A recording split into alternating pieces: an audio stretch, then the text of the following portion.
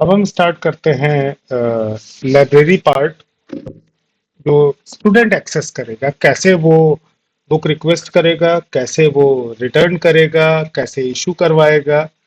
तो यहाँ स्टूडेंट के पास लाइब्रेरी के अंदर दो सब मेन्यूज हैं। पहला है माई circulation.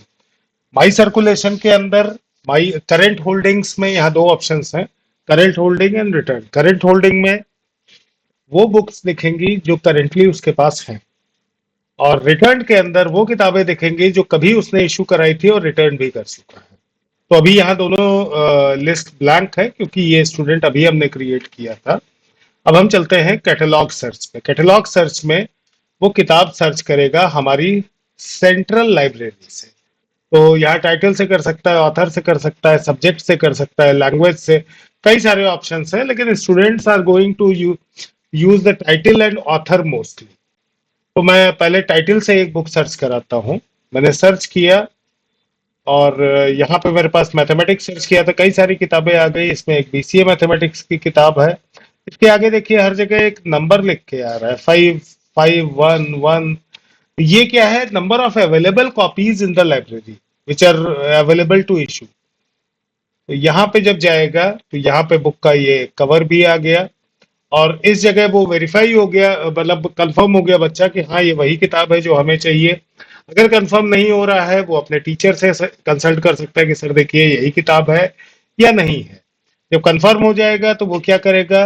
Request for book issue.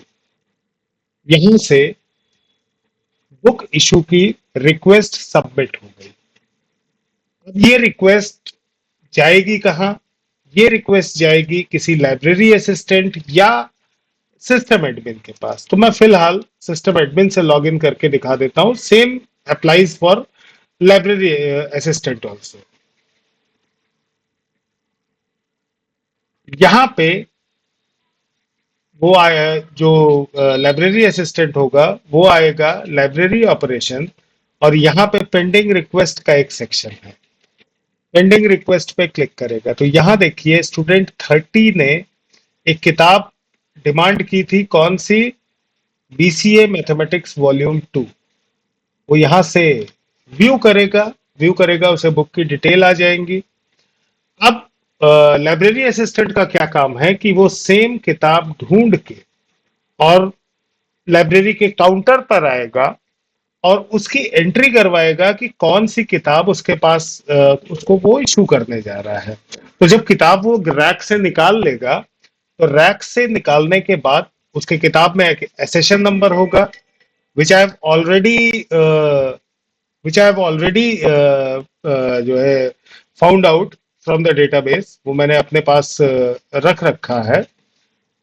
इसके अंदर ये देखिए दो किताबों के एसेशन नंबर कुछ मैंने ले लिए हैं, तो मैं यहाँ से ले लेता हूँ 91460। यहाँ पे लाइब्रेरी असिस्टेंट को 91460, मैं इसको पहले गलत भी कर देता हूँ, और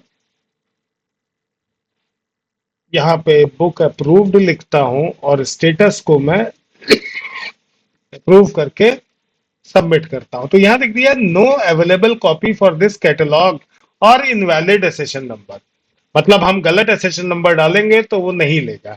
तो बेसिकली ये काम होगा जब लाइब्रेरी असिस्टेंट के हाथ में किताब होगी।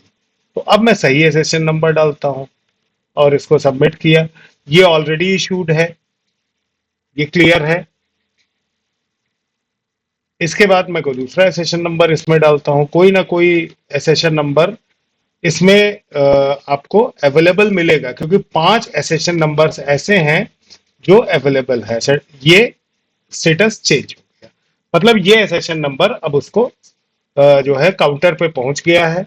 अब हम स्टूडेंट से लॉगिन करते हैं। स्टूडेंट 30,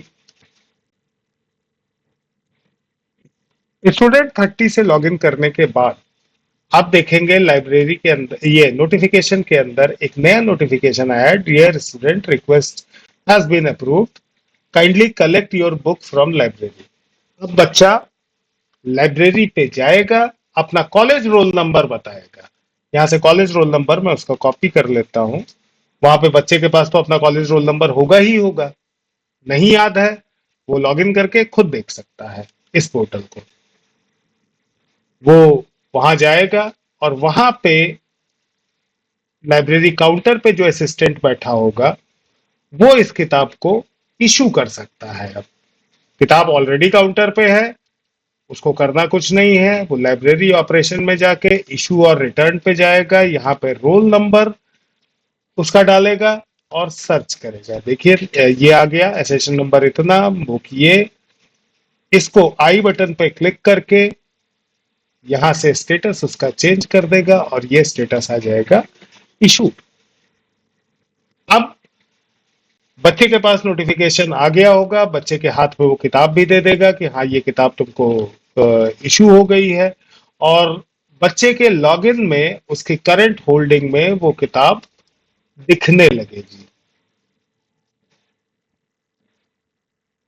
ये मैं आपको दिखा देता हूं। माई सर्कुलेशन में जाएगा, करंट होल्डिंग में ये किताब दिखा रही है, इशू डेट ये है।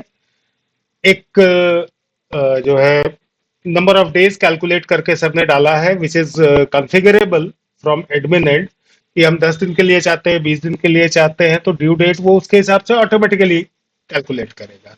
और रिटर्न डेट वो होगी जिस दिन एक्चुअली बच्चा किताब वापस करेगा, और सामने स्टेटस में इशूड आ रहा है। अब हम इस किताब को वापस करना है, तो अगेन बच्चा किताब लेके जाएगा, सीआर नंबर बताएगा और कुछ नहीं लाइब्रेरी में, उसे खाली किताब लेके जानी है और कॉलेज रोल नंबर अपना बता देना है, और लाइब्रेरी वाला फिर वही करेगा, इशू रिटर्न में उसका सीआर नंबर डालेगा और यहां से स्टेटस इशूड करके सर्च करेगा तो ये किताब इशूड है।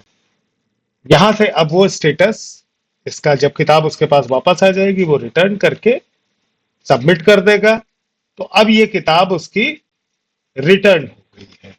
अब चलते हैं स्टूडेंट वाले लॉगिन पे कि उस पे क्या चेंजेस आए।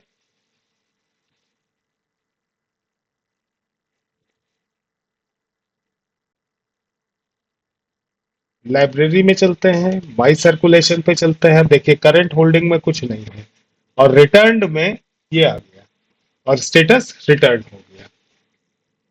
तो this is the current flow of library for the students. अब इसमें बच्चे ने मान लीजिए ये किताब इशू कराई है, ये किताब इशू कराने के बाद जो फिर से अगर सर्च करता है कोई दूसरा बच्चा, तो पिछली बार अगर 5 दिखाया था, ये इशू होने के बाद वो 4 दिखाएगा, फिर 3 दिखाएगा, फिर 2 दिखाएगा, और जैसे ही वो 0 होगा वो सर्च में आना ही बंद हो जाएगी किताब, मतलब बच्चा फर्दर रिक्वेस्ट भी नहीं कर सकता है उस किताब को। और जैसे जैसे रिटर्न होगी वैसे वैसे वो सर्च में उसकी करंट होल्डिंग बढ़ती रहेगी। तो this is all about the library flow for the students.